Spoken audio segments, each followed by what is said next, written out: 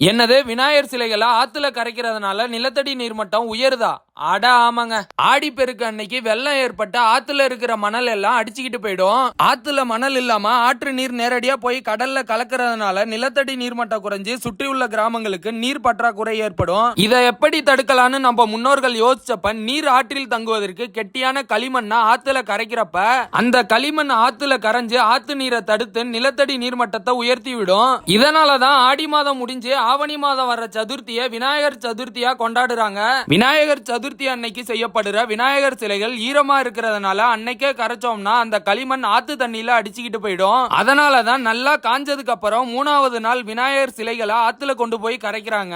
அப்போ அந்த களிமண் நீருக்கு அடியில படிஞ்சு விடும். இதனாலதான் அந்த காலத்துல களிமண்ணால் செய்யப்பட்ட விநாயகர் சிலைகளை நீர்நிலைகள்ல கொண்டு போய் கரைச்சாங்க. இத பத்தி நீங்க என்ன நினைக்கிறீங்கன்னு மறக்காம கமெண்ட் பாக்ஸ்ல கமெண்ட் பண்ணுங்க. வீடியோ பிடிச்சிருந்தா ஃபாலோ பண்ணிக்கோங்க. Okay, by guys.